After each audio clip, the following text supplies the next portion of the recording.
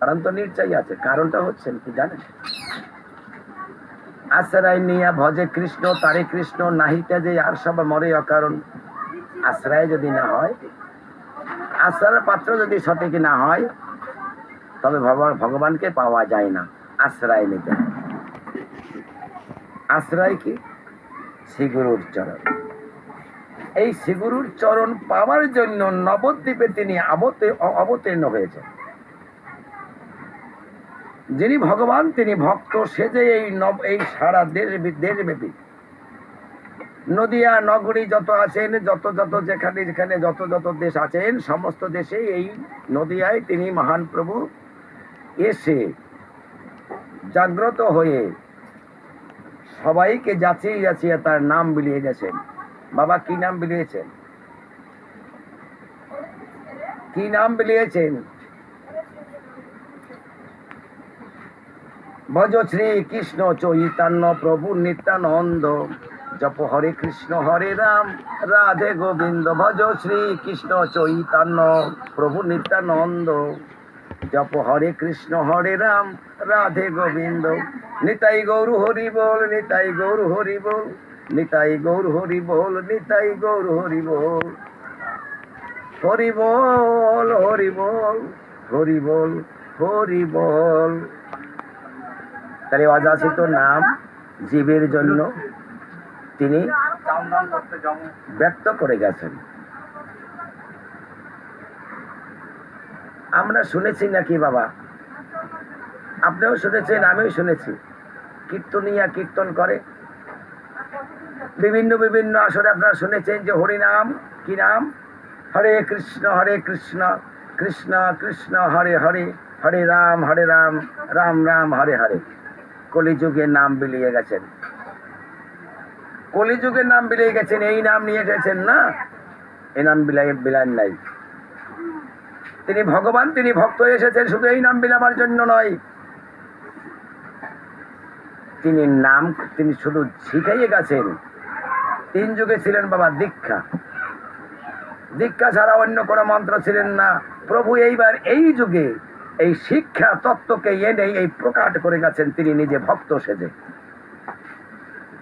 প্রভু ভক্ত সেজে এই নামকে ব্যক্ত করে গেছেন। কি? শিক্ষা তত্ত্ব দিয়ে গেছেন, এই নামটা নিয়ে এসেছেন। কে দেবে শিক্ষা? এখানে নবদ্বীপ দিয়ে গেছেন শ্রী শ্রী নিত্যানন্দ প্রভুকে। আর পুরী ধামে, যাকে বলি আমরা পুরী ধাম, মহান প্রভু এখানে গিয়া মহা প্রলয় তিনি বিজ্ঞমান যারা এই বেদাদিক ক্রিয়া যারা ছিলেন তাদেরকে শিক্ষা দেওয়ার জন্য প্রভু আমার ওখানে গেলেন। আর বিভিন্ন ছড়াই রূপ সনাতন এদিক সেদিকে ছড়িয়ে দিয়েছেন। তার জন্য কি করেছেন? এই নাম প্রচার করে গেছেন। কি? শিক্ষা তত্ত্ব দিয়ে গেছেন। শিক্ষা তত্ত্ব যদি না জানা যায়, তবে কোনো ধর্মের গ্রন্থ, কোনো মূল তত্ত্ব, আদি তত্ত্ব কোনো কিছু পাওয়া যাবে না, পাওয়া যাবে না। একমাত্র শিক্ষায় যদি পেতে হয় বাবা, যারা দেখেছেন দীক্ষা নিয়েছেন, বহু লোক নিয়েছেন, আপনারা রাধে রাধে। আপনাদের কাছে আমি একটুখানি যাব, সবাই আপনি চিন্তা করুন। যারা শিক্ষা তত্ত্ব পেয়েছেন, কি পেয়েছেন? যারা দীক্ষা তত্ত্ব পেয়েছেন তারা কি পেয়েছেন? দীক্ষায় কিছু পেয়েছেন? পাননি। দীক্ষায় কিছু দেয় না। দীক্ষায় দেয় এই একটু সৎভাবে চলো, মিথ্যে কথা বলবা না, এটা ওটা খাবা না, এটা ওটা যাবা না। এটা শিক্ষা বাবা? এটা কি শিক্ষা হয়? না, এটা শুধু শিক্ষাও নয় আর দীক্ষাও নয়। দীক্ষা তত্ত্ব নিতে গেলে দীক্ষারও কিছু গায়ত্রী মন্ত্র আছে, দীক্ষার কিছু গায়ত্রী মন্ত্র আছে। কোন দীক্ষা ভক্তকে আমি জিজ্ঞাসা করে দেখেছি, তোমাদের গুরুদেবের নাম কি? নাম বলতে পারছেন না। দীক্ষা মন্ত্র নিয়েছে, তোমার গুরুদেবের কি নাম? বলতে পারছে না। তুমি কোন স্বরূপ? তুমি কোন ঘর থেকে এসেছো? তোমার পরিচয় কি? তোমার প্রণালী কত? কেউ বলতে পারছে না। তাহলে আমি কি দিলাম? দীক্ষা মন্ত্র দিলাম, ওকে কি দিলাম, ও কি পেলো, আর কি দিয়া উনি সুখে থাকবে, কি দিয়া খাবে? বাবা, আমাদের এইটাই হচ্ছে আসল কর্ম। দীক্ষা দিয়ে গেলাম, মন্ত্র দিয়া গুরুদেবের না দেয় উপদেশ, গুরু শিষ্যের নরকে করায়ও প্রবেশ। আমার কথাটা গ্রন্থ কথা, আমার কথা নয়। মন্ত্র দিয়ে যদি গুরুদেব উপদেশে না দেয়, তার নরকে প্রবেশ করতে হয়, নরকগামী হতে হয়। তাহলে আমি আশ্রয় নিতে হবে, ওই যে বলেছি, আশ্রয় নিয়ে ভজে কৃষ্ণ তারি কৃষ্ণ নাহিতা যে আর সব মরে, কারণ আশ্রয়, সঠিক আশ্রয় যদি না নেওয়া যায়, তবে কোনো ভজন মার্গে কোনো উত্তীর্ণ হওয়া যায় না, ভগবান রূপ দর্শন করা যায় না, ভগবানকে দেখাও যায় না, ভগবানকে চেনাও যায় না। তাহলে এখন ওখানে বলা আছে ভগবান কোথায় থাকে, কি খায়, কি চায়, চৈতন্য নামে একটু পরে দেখছি। সংক্ষেপ উত্তর দেবো বাবা, এর অনেক উত্তর, অনেক অনেক কথা আছে, কিন্তু অনেক কথা আমি যাবো না। কয়টা প্রশ্ন যখন বেরিয়ে রেখেছি, প্রশ্ন কটা উত্তর আমি দিয়ে দেবো।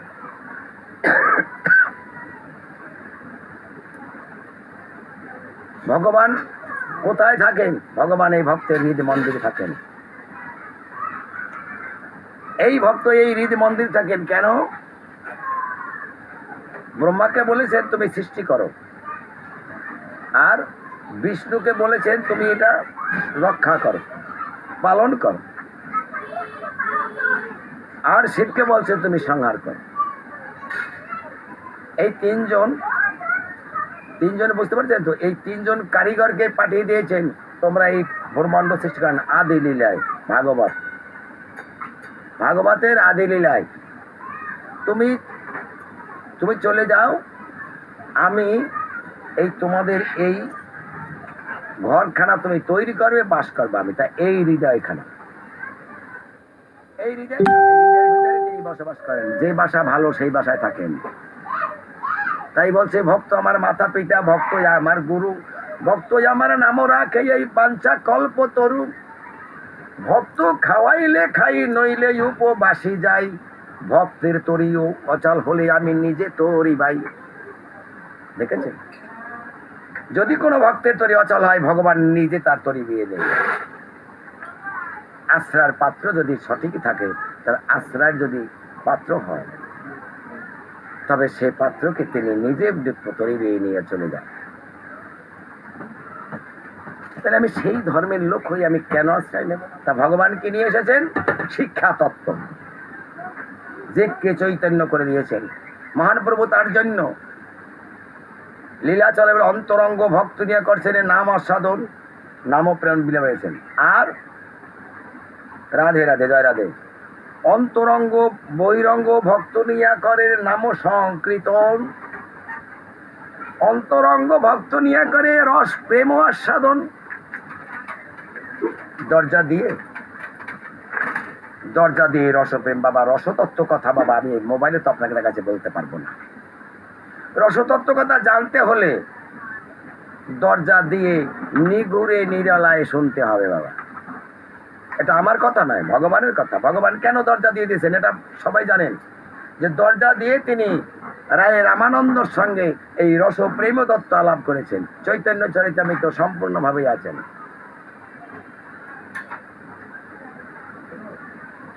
এখানে আপনাদের সবকিছুই পাওয়া যায়। তাহলে তত্ত্ব কথা বাবা, আমি তো মোবাইলে, এই যে মোবাইলে এই চ্যানেলে আপনাদের রসতত্ত্ব অসম্ভব, আমার দ্বারা হবে না। এই রসতত্ত্ব কথা আমার দ্বারা এই মোবাইলে হবে না। বহিরঙ্গ দিয়ে আপনাদের কাছে আমি একটু যাব।